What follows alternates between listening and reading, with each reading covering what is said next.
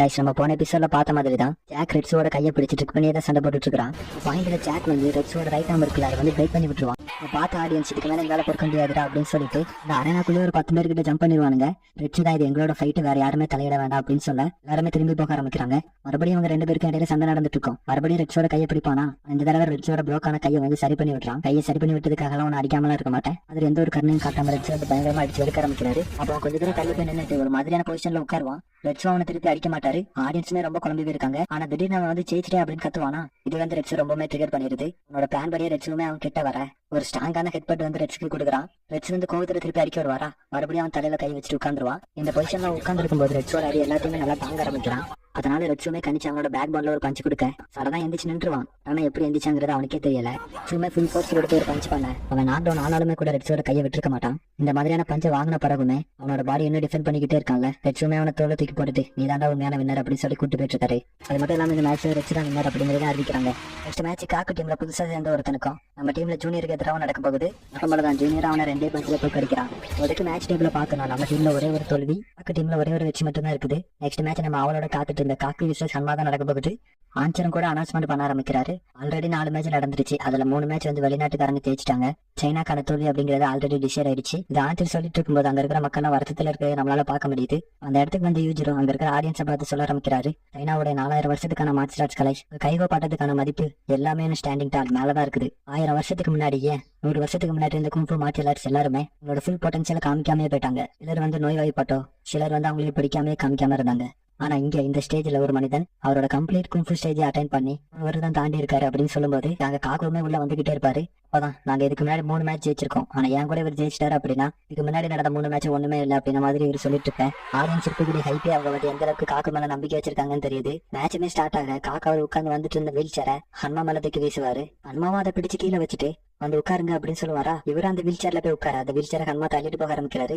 Audience எல்லாரும் என்னடா நடக்குது அப்படின்ற மாதிரி பாத்துட்டு இருப்பாங்க. சேரை தள்ளிட்டு போயிட்டு இருக்கும்போது ஹன்மா வந்து காக்கு கிட்ட ஒரு சில விஷயங்கள் கேட்க ஆரம்பிக்கிறாரு. 142 வருஷம் வாழ்ந்துருக்க, உன்னோட லைஃப் நீ ஃபன்னா என்ஜாய் பண்ணணும்னு நினைச்சிருந்தா உன்னால ஃபன்னா என்ஜாய் பண்ணிருக்க முடியும். இதுக்காக நீ இந்த அளவுக்கு கஷ்டப்பட்டு ட்ரைனிங் பண்ண, ட்ரைனிங்ல உனக்கு என்னதான் கிடைச்சது, அதுக்காக நீ இழந்ததெல்லாம் எது எதுலாம் சரி பண்றியா இல்லையா அப்படின்ற மாதிரி கேட்கும்போது காக்கா அப்பதான் யூஜிரோவை பார்த்து ஜப்பான்லேயே ஸ்ட்ராங்கானாலே நீ தான், அப்ப நான் சொல்றது உனக்கு புரியும் நினைக்கிறேன். சைனாவோட 4000 வருட மார்ஷல் ஆர்ட்ஸ் ஹிஸ்டரியில நான் பவரை அட்மையர் பண்ண மாதிரி வேற யாருமே அட்மையர் பண்ணது கிடையாது. நான் பவரை அப்டேன் பண்றதுக்காக என்ன வேணாலும் செய்யறதுக்கு தயாரா இருந்தேன். நான் ஒவ்வொரு நாளும் என்ன ட்ரெயின் பண்ணி கெயின் பண்ற பவருக்காக என்னோட ஃபேமிலி, நீ சொல்ற அந்த பொண்ணுங்க, ஆல்கஹால், இது எல்லாரையுமே விட்டு போறது கூட நான் தயங்க மாட்டேன். நான் அதிகமா பயப்படுறது நான் இது வரைக்கும் அப்டேன் பண்ண பவர் என்ன விட்டு பேருமா தான் பயப்பட்டிருக்கேன். அப்படியே அவரோட பிளாஷ்பேக்குமே சொல்ல ஆரம்பிக்கிறாரு.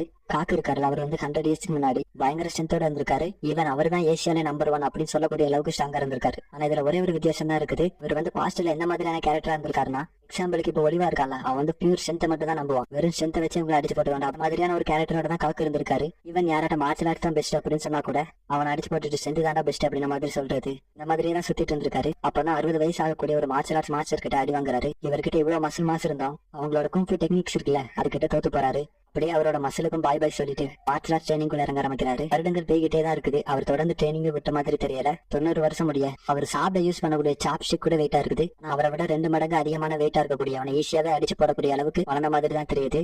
மார்ஷல் ஆர்ட்ஸோட லாஜிக்கு தெரிஞ்சுக்கிறாரு. இந்த கதையெல்லாம் கேட்டுட்டு அப்படின்னா அந்த ஃபைட் ஆனது லாஜிக்கும் ஸ்ட்ரென்த்துக்கும் இடையில நடக்க போகுது அப்படின்னு சொல்ல வரீங்க. அப்படி நீ தப்பா புரிஞ்சுக்கிட்டேன்னு நினைக்கிறேன். மார்ஷல் ஆர்ட்ஸ் எப்பவுமே ஸ்ட்ரென்த்தை வந்து சேலஞ்ச் பண்ணாது, ஸ்ட்ரென்த் தான் மார்ஷல் ஆர்ட்ஸ் சேலஞ்ச் பண்ணது அப்படின்னு சொல்லிட்டு ஃபிளாஷ் ஆஃப் த செகண்ட்ல அந்த வீல் சேர்ல இருந்து தப்பிச்சு போறாரு. இவங்க 2 பேருக்கு இடையில நடக்கக்கூடிய மேட்ச் பாக்கியோட சேர்ந்து ரெட்ஸுமே பார்க்க வருவானா.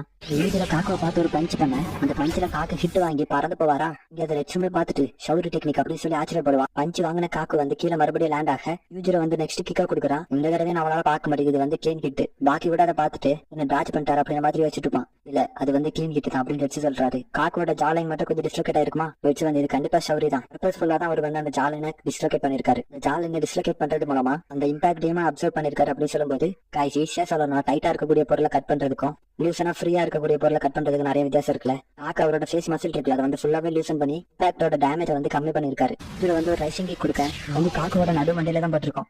காக்கா அடி வாங்கினார்ல, இந்த போர்ஷன் தான் ஷவுரியோட வீக்கஸ்ட் பாயிண்ட். ஆனா அந்த வீக்கஸ்ட் பாயிண்டையுமே காக்கா வந்து பயங்கரமா ட்ரைனிங் மேல இல்லாம பண்ணிருக்காரு. இந்த அட்டாக்ல அவருக்கு வந்து ஒரு சின்ன நோ ஸ்பீட் மட்டும் தான் இருந்திருக்கு. அதான் யூஜிரோ காக்கோவை பார்த்து நான் உன்னை தோக்கடிச்சு காமிக்கிறேன் அப்படின்னு சொல்லுவானா. கேட்ட ரெட்ஸ் வந்து என்னது ஷவுரியை தோக்கடிக்க போறாரு அப்படின்னு சொல்லி ஆச்சரியப்பட்டு இருக்கும்போது ஆமா பெருசுமே இப்பதான் மேட்ச் இன்ட்ரெஸ்டா போகுது அப்படின்னு சொல்லிட்டு யூஜிரோ கிட்ட நடந்து வருவாரா. இந்த இடத்துலதான் யூஜிரோ எந்த அளவுக்கு ஒரு ஜீனியஸ் ஃபினிஷ் அப்படிங்கறத காமிக்கிறாங்க. யூஜிரோட தலைமுடி இருக்குல்ல, அதை புடிங்க இழுக்கிற செகண்ட்ல நம்ம பாடி அந்த பாட்டை ஸ்ட்ரென்தன் பண்ணக்கூடிய அந்த ஒரு செகண்ட கரெக்டா யூஸ் பண்ணி காக்கோட ஃபேஸ் டீமே பஞ்ச் பண்ணிருப்பாரு. காக்கு தூரமா போய் விழுந்திருப்பாரா, அப்படியே யூஜிரோவை பார்த்து கொஞ்ச நேரம் முன்னாடி செத்துருப்பா அப்படின்னு சொல்லும்போது, நீ தானடா தூரமா போய் விழுந்த, அவரு சாவறதுக்கு என்னடா சம்பந்தம் இருக்கு அப்படின்ற மாதிரி நம்ம மட்டும் இல்ல ரெட்ஸ் எல்லாருமே யோசிச்சுட்டு இருக்கும்போது யூஜிரோ கிட்ட வந்து இந்த கிழவனோட ஸ்லோவான பஞ்ச வாங்குறியா அப்படின்னு சொல்லிட்டு ஸ்லோவா பஞ்ச் பண்ண வருவாரா. யூஜிரோ அந்த பஞ்சில இருந்து டாஜ் பண்ணிடுவாரு. அதை பார்த்துட்டு என்னடா அப்ப பயந்து ஓடுறான் அப்படின்ற மாதிரி வச்சுட்டு இருப்பான். இதெல்லாம் வேலையில ஸ்ட்ராங்கஸ்ட் கிரேச்சர் எதுக்காக பயந்து போயிட்டு இருக்கா அப்படின்னு சொல்லி பேர் பஞ்ச் பண்ண வருவாரு. யூஜிரோ அந்த இடத்துல டாஜ் பண்ணி போக பின்னாடி வந்து வால் இருக்குமா, அந்த பஞ்சினால வந்து கிராக்க பார்த்த பிறகுதான் பாக்கி ஆடியன்ஸ் எல்லாருக்குமே அப்பதான் தெரிய வருது எதுக்காக அவன் பயந்து ஓடுனா. பஞ்ச யூஜிரோ அவரோட கையில வாங்க யூஜிரோ வந்து தூக்கிட்டு போய் விடப்படுறாரு. இப்படி எல்லாம் யூஜிரோவை அடிச்சுட்டு உன்னோட வாழ்க்கையில ஒரு சின்ன டேன் எடுத்திருந்தா கூட என்ன மீட் பண்ணிருக்க மாட்டேன். இப்போ உனக்கு சந்தோஷமா இருக்குமே ஒரு வர்த்தியான ஆப்பனண்ட பார்த்ததுல, நிறைய வருஷம் உயிரோட இருக்கிறதுமே தப்பு இல்ல போல அப்படின்ற மாதிரி காக்கு சொல்லிட்டு இருக்க. நீ ரொம்ப வருஷம் உயிரோட வளர்ந்துட்ட பெருசு, உனக்கு தெரியுமா நீ வந்து ஒரு பெரிய பிரச்சனை மாட்டிக்கிட்ட. எஸ், யூஜிரோவுமே பதிலுக்கு சௌரி யூஸ் பண்ண ஆரம்பிச்சிட்டாரு. நெக்ஸ்ட் பஞ்சையுமே யூஜிரோ சௌரி யூஸ் பண்ணி அந்த இம்பாக்டா வாங்கிக்க பார்த்த ரெட்ஸ் வந்து எப்படி சௌரி யூஸ் பண்றாரு அப்படிங்கறத பாத்துக்கிட்டு சௌரி கத்துக்கிட்டாரு அப்படின்னு சொல்லி கோவப்படுவான். அப்பதான் பாக்கி வந்து வேணா அவர் வந்து ஆல்ரெடி சௌரி கத்துருக்கலாம் அப்படின்னு சொல்லுவானா. அப்பதான் காக்கி யூஜிரோவை பார்த்து உன்னோட சௌரி பெருசா இல்ல என்னோட சௌரி பெஸ்டா அப்படின்னு பாப்பேன்னு சொல்லுவாரா. அதுக்கு யூஜிரோ நான் இனிமே சௌரி யூஸ் பண்ண போறது இல்லை அப்படின்னு சொல்லுவான். நான் சும்மா ஃபன்னுக்கு தான் அந்த சௌரி டெக்னிக்கை யூஸ் பண்ணேன், என்னோட ரியல் ஃபைட்டிங் ஸ்டைல் அப்படிங்கறதே வேற. யூஜிரோ அவரோட ரைட் ஆர்ம்ல ஃபுல் ஸ்ட்ரென்த்தையுமே கூட்டிட்டு அந்த கிரவுண்ட் ஒரு பஞ்ச் பண்ணுவாரா. அந்த ஸ்டேடியமே அதிர்ந்து போகுது. அதை பார்த்து பெருசு வாயில எச்ச விழுங்கிட்டு என்னோட 100 வருஷத்துல இந்த மாதிரியான டென்ஷன் அனுபவிச்சதே கிடையாது, சண்டை போட்டு பாத்துடலாம் அப்படின்னு சொல்லுவாரா. அதோட இந்த எபிசோடுமே